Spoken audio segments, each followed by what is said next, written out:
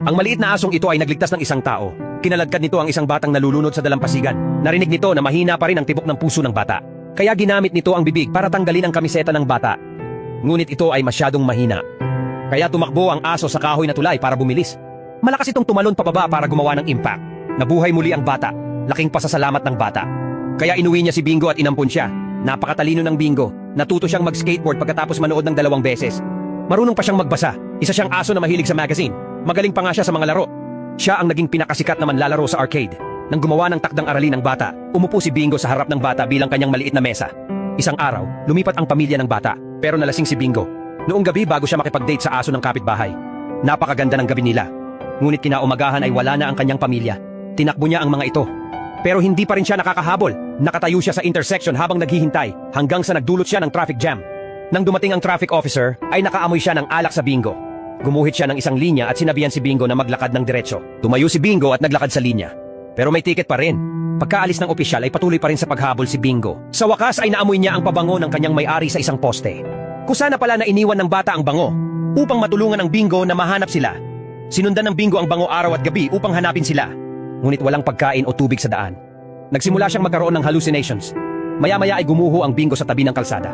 May dumaan at iniuwi siya. Pero dealer pala ng aso ang lalaki. Hinuli niya ang mga ligaw na aso at ginawang sausage. Ikinulong ang Bingo sa isang hawla. Ang ibang mga aso ay curious. Kumuha sila ng salamin para tingnan kung sino ang malas. Ngunit tumanggi si Bingo na umupo at maghintay. Nagsimula siyang maghukay ng butas sa lupa. Gumamit ng salamin ang mga kaibigan niya para mag-scout sa paligid. Nang makita nilang dumarating ang dealer, nagbigay sila ng signal. Mabilis na tinakpan ni Bingo ng tela ang butas. Pagkaalis ng dealer, gumapang palabas ang Bingo sa lagusan. Pagkatapos ay binuksan ang mga kulungan ng iba. Sabay silang lahat tumakas.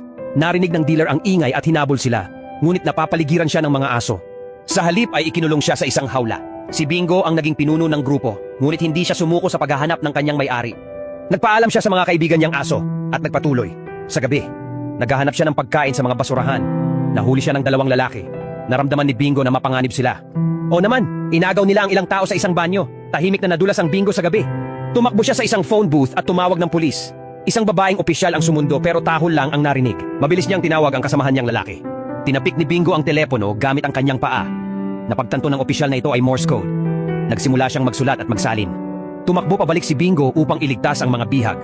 Pero napansin siya ng isa sa mga kidnapper. Hinayaan muna ni Bingo na tumakas ang dalaga. At hinarang mismo ang kidnapper. Dumating ang mga pulis sa oras.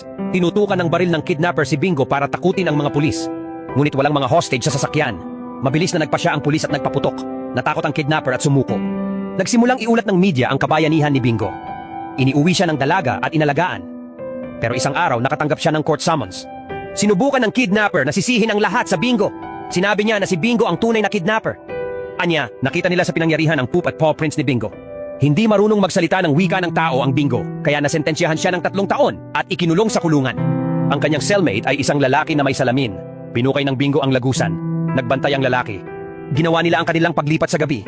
Ang lalaki ay gumawa ng isang dummy bilang isang decoy. Gumapang sila sa lagusan patungo sa bakuran ng bilangguan. Yumuko ang lalaki para tumalon si Bingo sa dingding. Pagkatapos ay naghagis siya ng lubid sa labas.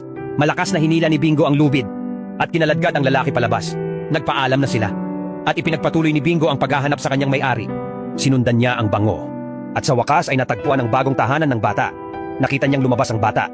Excited na tumakbo, ngunit napagtanto na ang bata ay may bagong aso. Kaya ngayon narito ang malaking tanong. Gusto mo ba ng asong ganito katalino?